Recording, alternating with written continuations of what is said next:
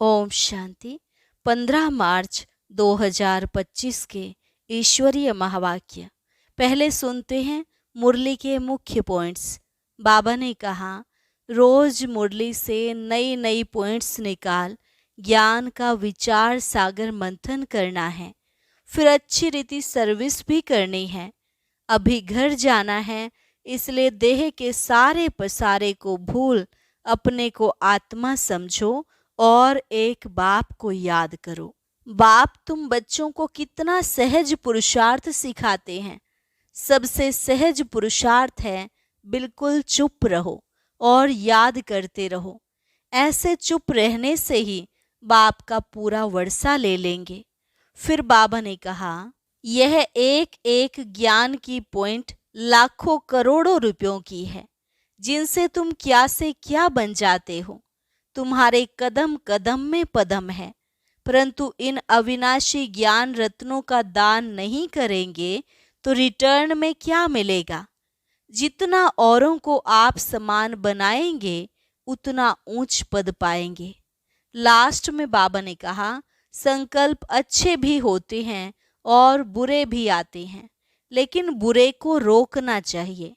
पहले पहले तूफान आते हैं मनसा में, फिर कर्मणा में भी आ जाते। तुमको बाप ने बुद्धि दी है, इसलिए कभी बुरा काम नहीं करना। अच्छे पुरुषार्थ से ही यथार्थ कर्म होता है।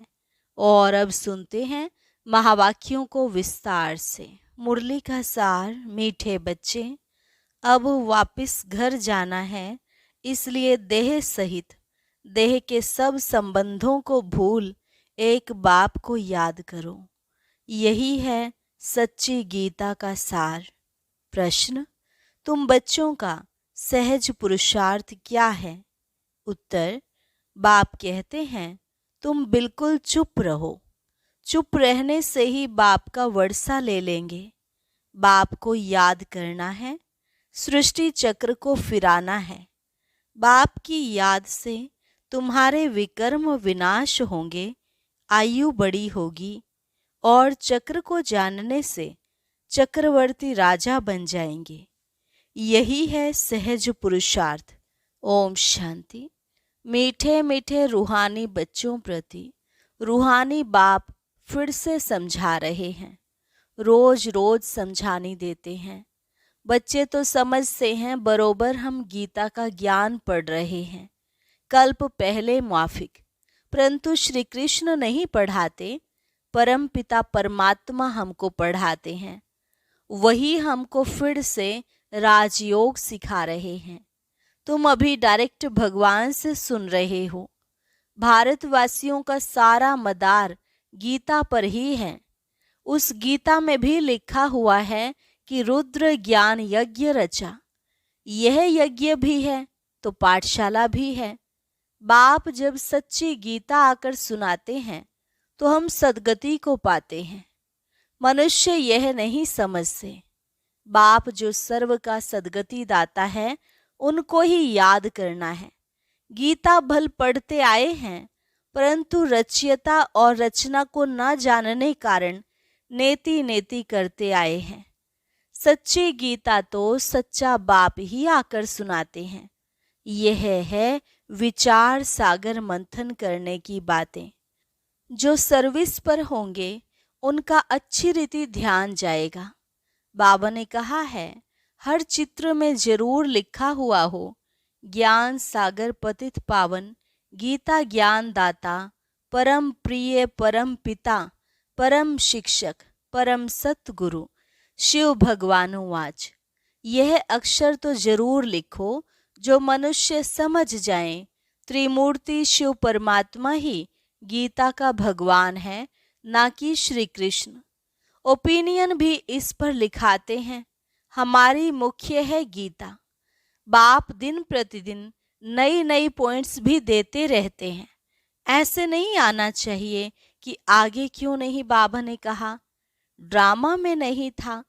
बाबा की मुरली से नई नई पॉइंट्स निकालनी चाहिए। लिखते भी हैं राइज और फॉल। हिंदी में कहते हैं भारत का उत्थान और पतन। राइज अर्थात construction of deity dynasty. 100% purity, peace, prosperity की स्थापना होती है। फिर आधा कल्प बाद फॉल होता है, डेविल डायनेस्टी का fall. Rise and construction deity dynasty का होता है। फॉल के साथ डिस्ट्रक्शन लिखना है। तुम्हारा सारा मदार गीता पर है। बाप ही आकर सच्ची गीता सुनाते हैं। बाबा रोज इस पर ही समझाते हैं। बच्चे तो आत्मा ही हैं। बाप कहते हैं, इन देह के सारे पसारे विस्तार को भूल अपने को आत्मा समझो। आत्मा शरीर से अलग हो जाती है तो सब संबंध भूल जाती है। तो बाप भी कहते हैं, देह के सब संबंध छोड़ अपने को आत्मा समझ मुझ बाप को याद करो।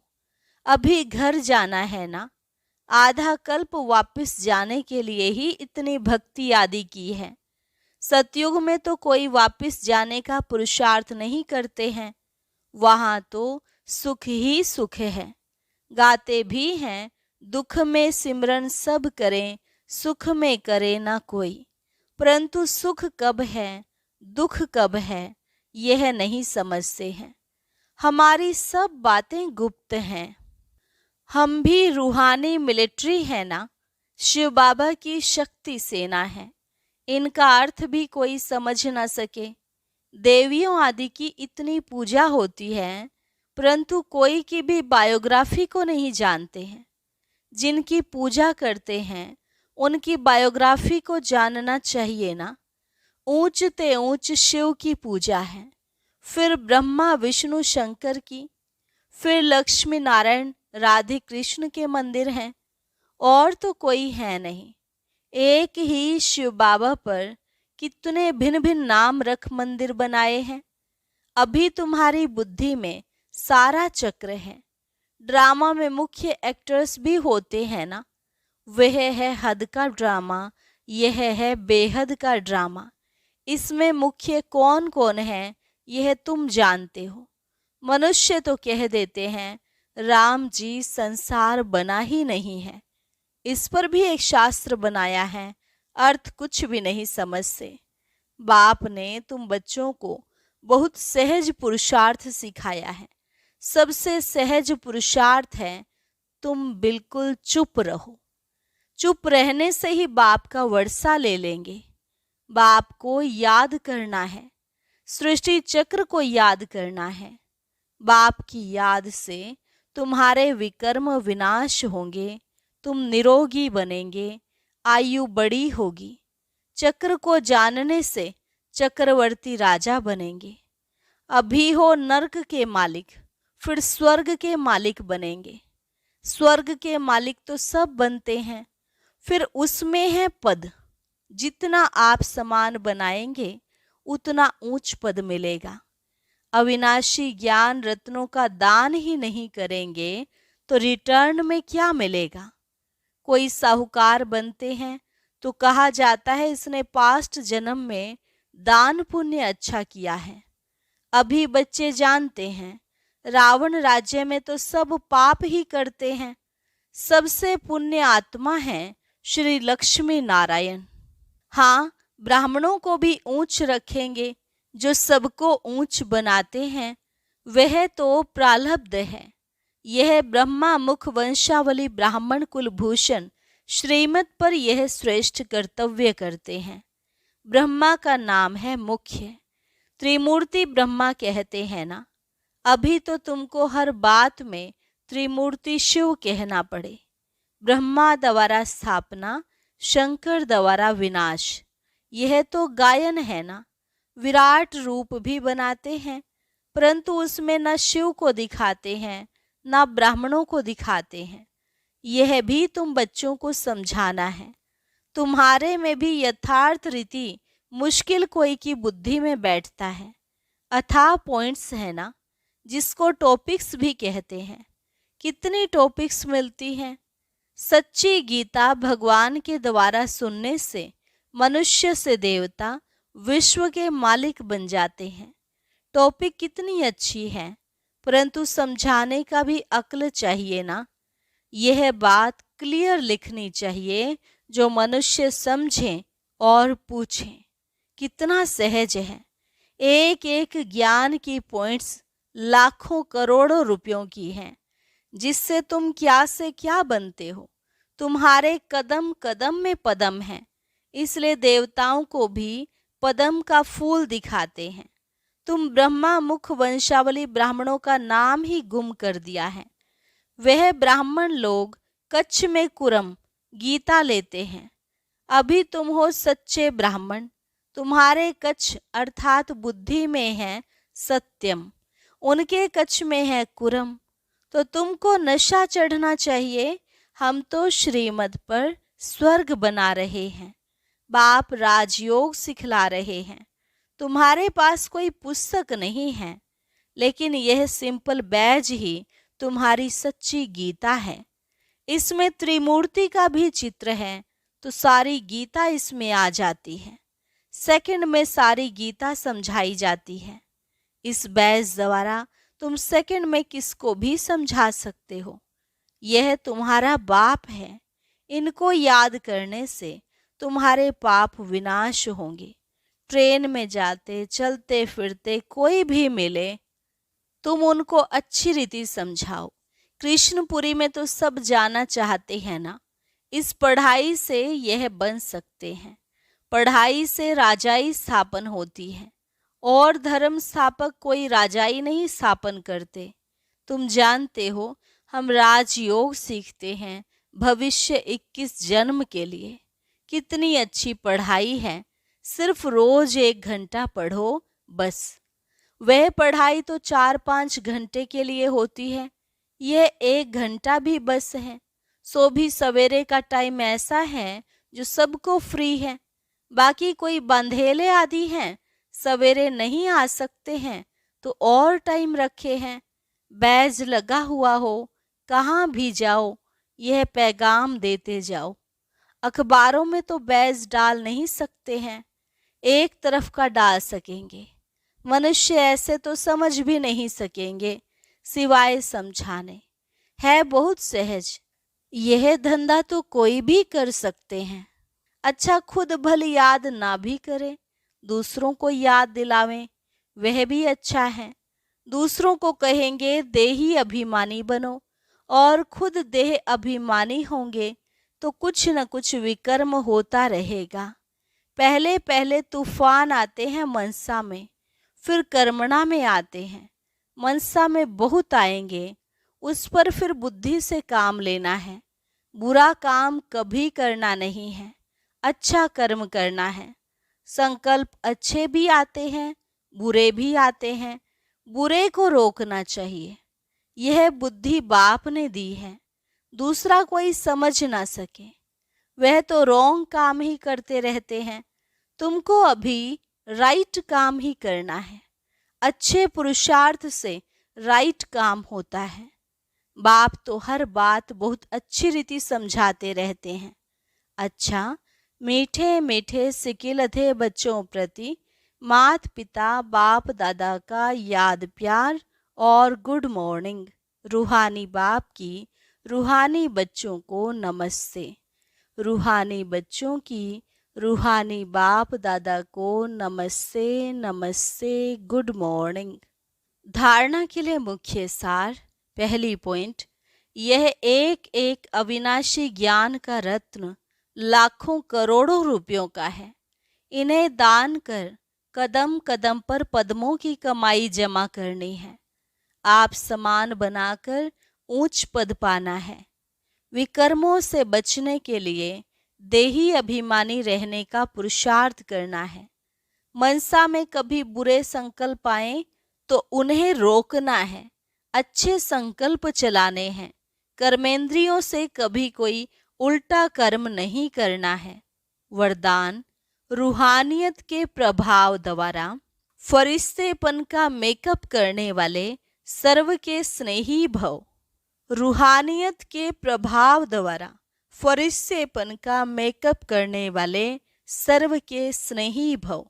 जो बच्चे सदा बाप दादा के संग में रहते हैं उन्हें संग का रंग ऐसा लगता है जो हरेक के चेहरे पर रूहानियत का प्रभाव दिखाई देता है, जिस रूहानियत में रहने से फरिश्तेपन का मेकअप स्वतः हो जाता है। जैसे मेकअप करने के बाद कोई कैसा भी हो लेकिन बदल जाता है, मेकअप करने से सुंदर लगता है, यहाँ भी फरिश्तेपन के मेकअप से चमकने लगेंगे और यह रूहानी मेकअप सर्व का स्नेही बना देगा। स्लोगन: ब्रह्मचर्य, योग तथा दिव्य गुणों की धारणा ही वास्तविक पुरुषार्थ है। ब्रह्मचर्य, योग और दिव्य गुणों की धारणा ही वास्तविक पुरुषार्थ है। अभी हैं मातेश्वरी जी के अनमोल महावाक्य, कर्म बंधन तोड़ने का पुरुषार्थ। बहुत मनुष्य प्रश्न पूछते हैं कि हमें क्या करना है, कैसे अपना कर्म बंधन तोड़े। अब हरेक की जन्म पत्री को तो बाप जानता है। बच्चे का काम है एक बार अपने दिल से बाप को समर्पित हो जाए, अपनी जवाबदारी उनके हाथ में दे देवे। फिर वो हरेक को देख राय देगा कि तुमको क्या करना है। सहारा भी प्रैक्टिकल में लेना है, बाकी ऐसे नहीं सिर्फ सुनते रहो और अपनी मत पर चलते चलो। बाप साकार है तो बच्चे को भी स्थूल में पिता, गुरु, टीचर का सहारा लेना है। ऐसे भी नहीं आज्ञा मिले और पालन न करे तो और ही अकल्याण हो जाए। तो फरमान पालन करना भी हिम्मत चाहिए। चलाने वाला तो रमजबाज है, वो जानता है इसका कल्याण किस में है, तो वह ऐसे डायरेक्शन देगा कि कैसे कर्म बंधन तोड़ो। कोई को फिर यह ख्याल में नहीं आना चाहिए कि फिर बच्चों आदि का क्या हाल होगा। इसमें कोई घर बार छोड़ने की बात नहीं है। यह तो थोड़े से बच्चों का इस ड्रामा में पार्ट था तोड़ने का। अगर यह पार्ट ना होता तो तुम्हारी जो अब सेवा हो रही है फिर कौन करे।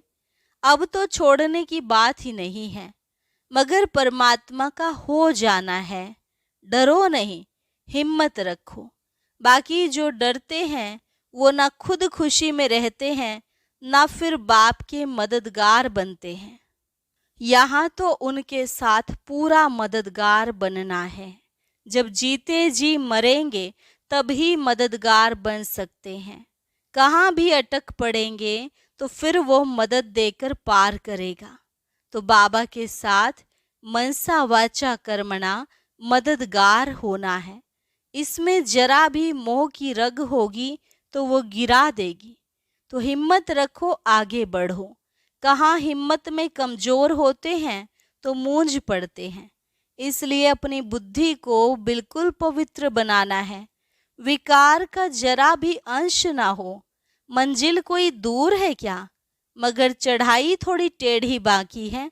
लेकिन समर्थ का सहारा लेंगे तो न डर है न थकावट है। अच्छा, ओम शांति। अब आज का अव्यक्त इशारा और ज्ञान मोती भी अवश्य सुने।